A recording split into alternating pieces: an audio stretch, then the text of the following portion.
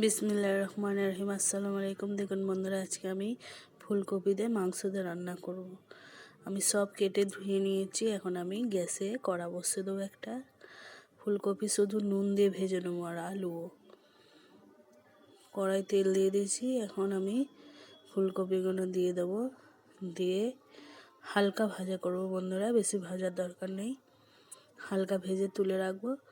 ওই তেলেতেই আমি আবার আলুগুলো দিয়ে নুন দিয়ে ভেজে নেব।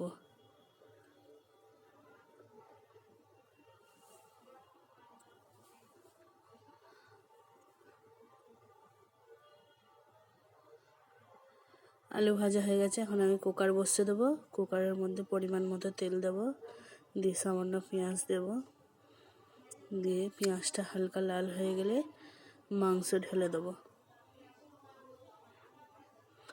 মাংসটার একটু কালার চেঞ্জ হয়ে গেলে আমি একে একে মশলা দেব।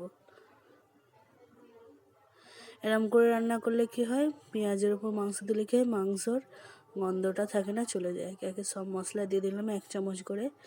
একদম ঘরের বাড়িতে থাকা সব মশলা দেব, কোনো গরম মশলা দেব না। আগেকার দিনের আমার ঠাকুমা দিদারা যখন রান্না করতো তখন কোনো মশলা দিত না, তাও তরকারির স্বাদ খুব ভালো হতো। এখন কুকারে সিটি মেরে নিয়েছিলাম, দিয়ে এখন নামিয়ে ফেলবো। হাঁড়িতে নামিয়ে একটু জিরের গুঁড়ো দিয়ে ভালো করে কষে নেবো, নিয়ে তারপরে আলু দিয়ে কষাবো।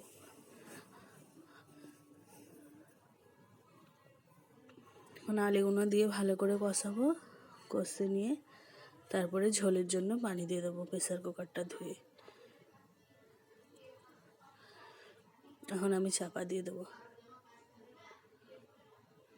চাপাটা খুলে দেখবো এখন ফুটে গেছে। এখন আমি এক এক করে কপিগুলো দিয়ে দেবো। কপিগুলো আগে থাকতে দেবো না, যেহেতু কপি একদম গলে একদম ছাতু হয়ে যাবে, সেই জন্য আমি এখন কপিগুলো দেবো।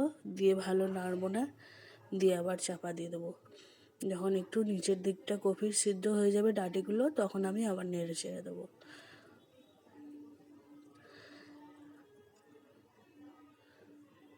এখন সব জায়গায় ফিস্টি হচ্ছে বন্ধুরা, বক্স গান চলবে, কিছু করার নেই, একটু অ্যাভয়েড করবেন।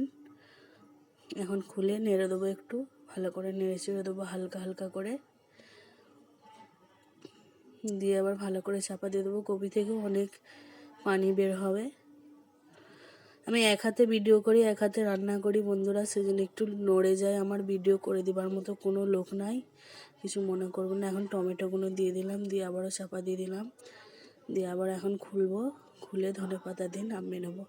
বন্ধুরা, ভিডিওটা যদি ভালো লাগে আপনারা লাইক দেবেন, শেয়ার করবেন, সাবস্ক্রাইব করবেন, কমেন্ট করবেন, ফেসবুকে ফলো দেবেন।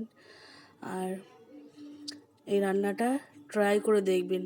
মাছ দিয়ে খেয়েছেন, ভাজা খেয়েছেন, ভর্তা খেয়েছেন, কপির মাংস দিয়ে রেঁধে একবার খেয়ে দেখবেন, কিরম হয়েছে বলবেন, কালারটা কিরম হয়েছে তাও বলবেন। একদম হালকা মশলা দিয়ে হালকা পাতলা মাংসর ঝোল দিয়ে কপি দিয়ে। আমি একা মানুষ, একাই রান্না করি। আমি আমার নিজে হেল্পার, আমার কেউ নেই। আপনারা সবাই ভালো থাকবেন, আমার জন্য দোয়া করবেন যেন আমি বেশি বেশি করে ভিডিও ছাড়তে পারি আপনাদের জন্য। এই দেখুন, কপি একদম আস্ত আছে, গোটা গোটা, অথচ কপি নরম হয়ে গেছে। এটা খেতে খুব সুস্বাদু হয়। বন্ধুরা, আবারও বলছি, ভিডিওটা শেয়ার করবেন আর সাবস্ক্রাইব করবেন, আর ফেসবুকে ফলো দেবেন। আপনাদের কাছে আমার অনুরোধ এটা।